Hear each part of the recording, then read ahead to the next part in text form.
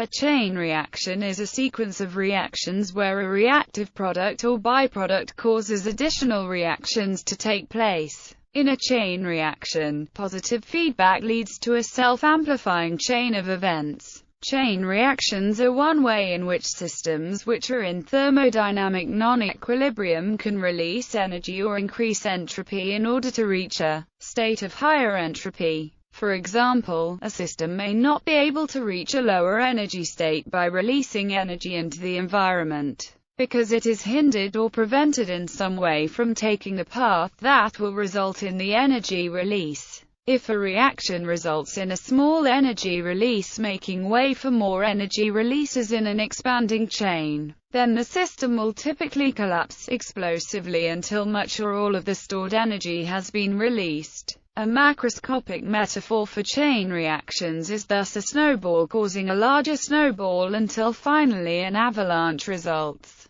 This is a result of stored gravitational potential energy seeking a path of release over friction. Chemically, the equivalent to a snow avalanche is a spark causing a forest fire. In nuclear physics, a single stray neutron can result in a prompt critical event, which may finally be energetic enough for a nuclear reactor meltdown or a nuclear explosion. Chemical chain reactions. History. In 1913, the German chemist Max Bodenstein first put forth the idea of chemical chain reactions. If two molecules react, not only molecules of the final reaction products are formed, but also some unstable molecules which can further react with the parent molecules with a far larger probability than the initial reactants. In the new reaction, further unstable molecules are formed besides the stable products, and so on. In 1918, Walther Nernst proposed that the photochemical reaction of hydrogen and chlorine is a chain reaction in order to explain the large quantum yield, meaning that one photon of light is responsible for the formation of as many as 106 molecules of the product hydrogen chloride. He suggested that the photon dissociates a Cl2 molecule into two Cl atoms which each initiate a long chain of reaction steps forming hydrogen chloride.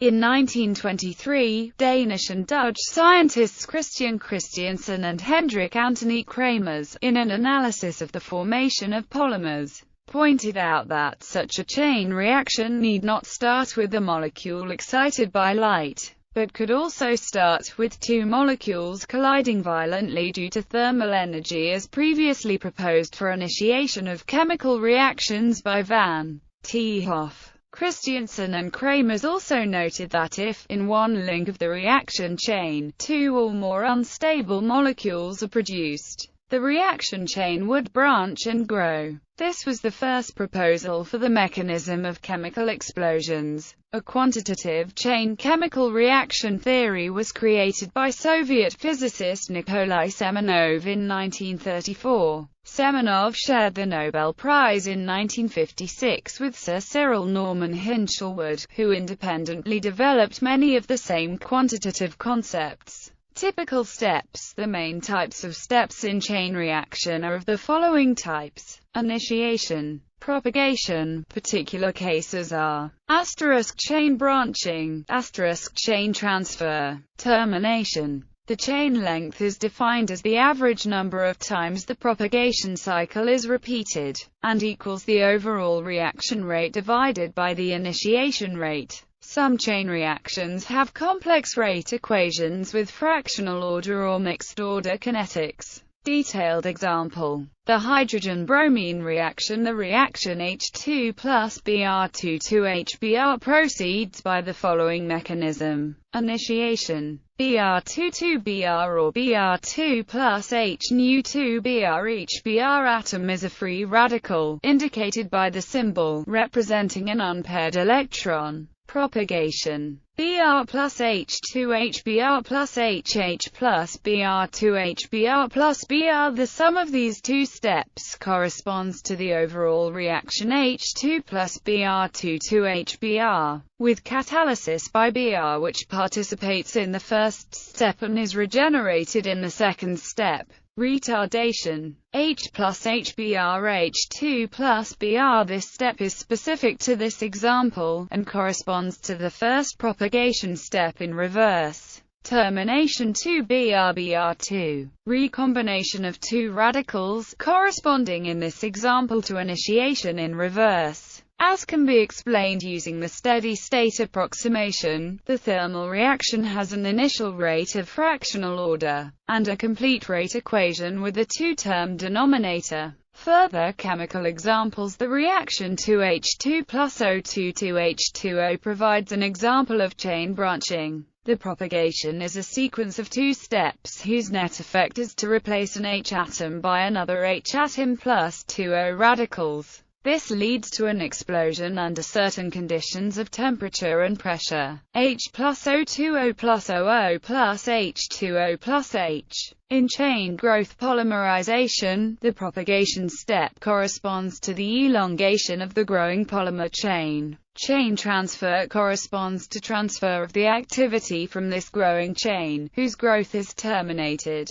to another molecule, which may be a second growing polymer chain. For polymerization, the kinetic chain length defined above may differ from the degree of polymerization of the product macromolecule. Polymerase chain reaction, a technique used in molecular biology to amplify a piece of DNA by in vitro enzymatic replication using a DNA polymerase. Nuclear chain reactions. A nuclear chain reaction was proposed by Leo Szilard in 1933, shortly after the neutron was discovered. Yet more than 5 years before nuclear fission was first discovered, Szilard knew of chemical chain reactions, and he had been reading about an energy-producing nuclear reaction involving high-energy protons bombarding lithium, demonstrated by John Cockcroft and Ernest Walton in 1932. Now, Szilard proposed to use neutrons theoretically produced from certain nuclear reactions in lighter isotopes,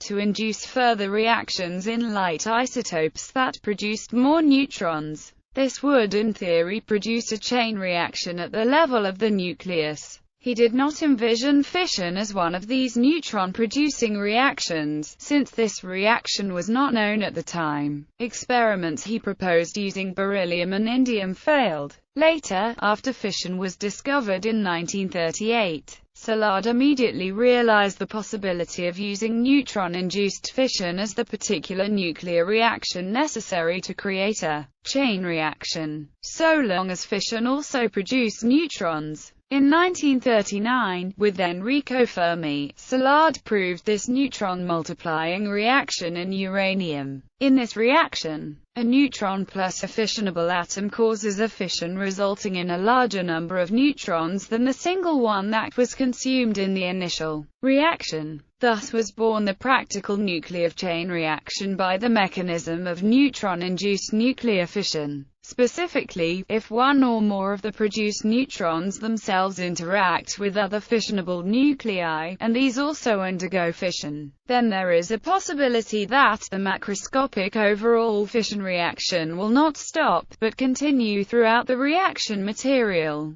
This is then a self-propagating and thus self-sustaining chain reaction. This is the principle for nuclear reactors and atomic bombs. Demonstration of a self-sustaining nuclear chain reaction was accomplished by Enrico Fermi and others, in the successful operation of Chicago Pile 1, the first artificial nuclear reactor, in late 1942. Electron avalanche in gases. An electron avalanche happens between two unconnected electrodes in a gas when an electric field exceeds a certain threshold. Random thermal collisions of gas atoms may result in a few free electrons and positively charged gas ions, in a process called impact ionization. Acceleration of these free electrons in a strong electric field causes them to gain energy, and when they impact other atoms, the energy causes release of new free electrons and ions, which fuels the same process.